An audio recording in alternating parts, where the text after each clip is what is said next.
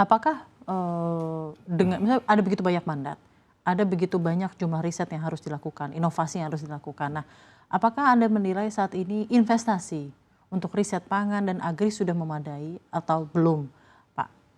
Apakah tantangan pendanaan yang Anda lihat gitu? Tidak hanya sekarang ya, tapi mungkin dari background dari historical belakang Ya, untuk di Indonesia. pendanaan saya kira masih kurang. Ini perlu kita tambah. Saya sudah diskusi dengan Menteri Keuangan, sudah diskusi juga dengan LPDP ya dan diskusi-diskusi LPDP pembiayaan. juga ya, Pak, ya? Iya dong, karena kita perlu mengembangkan Perlu dana mengembangkan abadi riset. mereka, Karena kekuatan di dana riset, Mbak. Kalau dana riset kita nggak kuat, bagaimana menghasilkan hasil Betul, maksimal? Kedua adalah betul. memanage dana yang ada. Jadi jangan sampai dana riset yang besar, salah manajemen, salah kelola juga tidak akan efektif.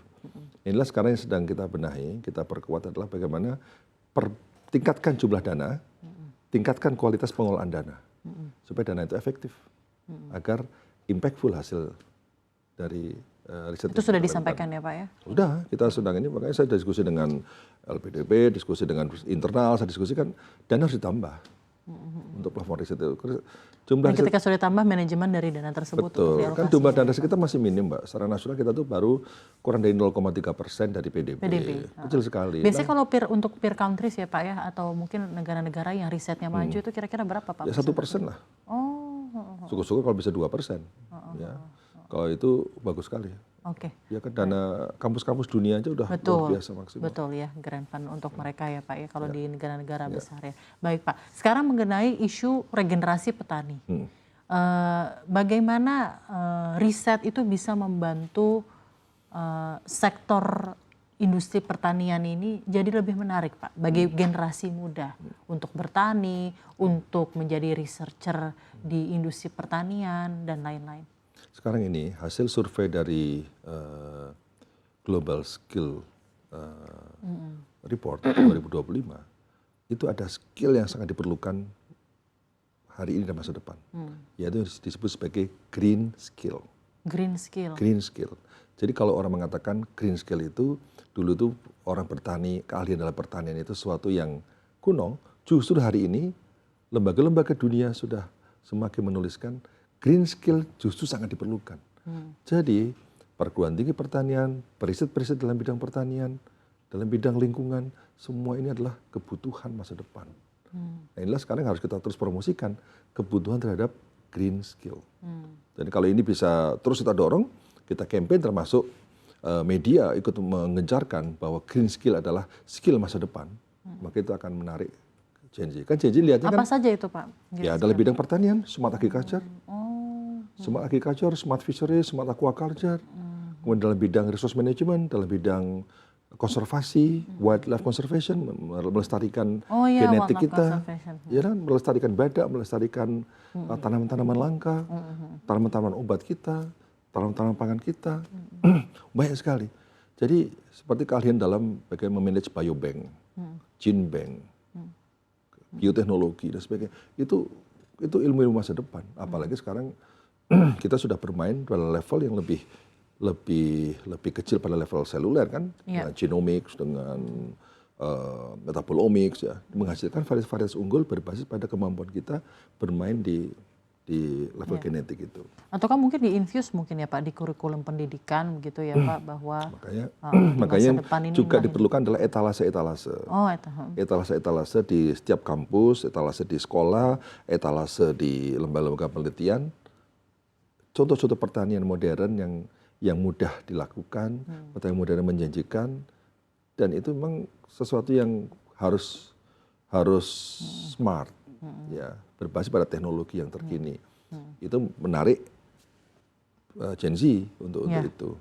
Jadi ketika kami di IPB pada waktu 2 tahun lalu membuka prodi baru Smart Agriculture, peminatnya langsung meningkat di bidang pertanian. Jadi memang harus mulai juga dari akademisi ya. Dunia kampus menjadi penting untuk membuka prodi-prodi baru yang bersifat terobosan, untuk memecahkan kebuntuan peminat terhadap pertanian. Jadi kalau orang mengatakan pertanian itu hanya tanam menanam, tapi bagaimana cara menanam dengan cara yang lebih canggih, lebih smart, berbasis pada teknologi, jadi suka, dan buktinya sekarang masuk top 10 prodi di IPB tertinggi peminatnya. Jadi memang peran dari kampus juga luar biasa besar Penting, ya Pak ya, makanya untuk sekali lagi, meningkatkan interest betul. generasi muda terhadap farma. Betul, BRIN, kampus, kementerian, dan antara, dan juga perusahaan dan petani, itu ekosistem yang harus kita perkuat. Baik. Ini pertanyaan general saja mungkin ya Pak ya. Saya ingin tahu begitu Pak, di kepemimpinan Anda, bagaimana BRIN mendorong anak muda pula agar tertarik menjadi peneliti atau inovator? Karena sesuai dengan arahan Presiden Prabowo, swasembada pangan, swasembada energi, ini pasti akan sangat-sangat bisa didukung dengan jumlah human resources di STEM atau research yang tinggi itu bisa dicapai dengan baik jika jumlah human resource-nya memadai. Nah, bagaimana peran BRIN mendorong atau mencetak anak muda yang akan kelak menjadi peneliti atau inovator untuk Indonesia, Pak? Kita punya program untuk talent development, untuk calon-calon peneliti, peneliti-peneliti muda. Jadi itulah yang harus kita mulai sinergikan dengan program Kementerian Dikdasmen, Kementerian Pendidikan Tinggi dan Saintek ya. Dengan dua kementerian tersebut, kita akan membuat terobosan-terobosan menciptakan talent-talent peneliti. Karena jumlah peneliti kita kan baru 300 per 1 juta penduduk. Kurang dari 300. Negara lain udah di atas 1000. Jadi untuk mendorong talent-talent unggul dalam bidang itu memang butuh desain. Nah, desainnya apa? Desainnya sekarang sedang kita siapkan bagaimana menciptakan talent mapping di kampus-kampus. Siapa-siapa sebenarnya yang menjadi peneliti? Berapa? Kanalisasinya seperti apa? Berapa anak-anak SMA yang memang berminat untuk menjadi peneliti? Kan karya-karya SMA juga bagus-bagus. Betul, Pak. Jadi menggarahkan festival, lomba inovasi di level SMA itu menjadi penting. Dulu ada yang namanya LIPI itu menginisiasi namanya LKIR. LKIR itu karya inovasi, karya ilmiah remaja. Nah, dengan lomba karya ilmiah remaja itu muncul talent-talent yang luar biasa karena anak SMA punya kreativitas dan imajinasi yang bagus. Nah, inilah yang sekarang akan kita dorong bersama kementerian lain agar bibit-bibit peneliti-peneliti unggul akan bisa disiapkan. Kemudian kedua, SMA Garuda. SMA Garuda ya Pak ya. SMA Garuda adalah SMA unggulan yang akan didorong oleh Pak Presiden.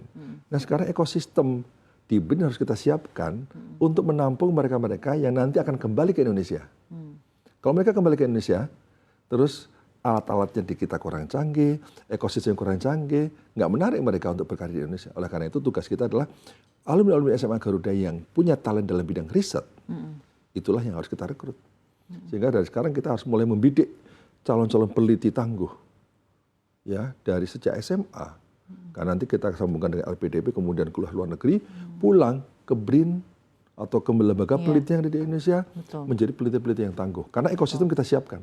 Jadi dengan melingkan dengan SMA Garuda, itu adalah salah satu cara bagi kita untuk memperkuat talent scouting untuk peneliti-peneliti tangguh Indonesia masa depan.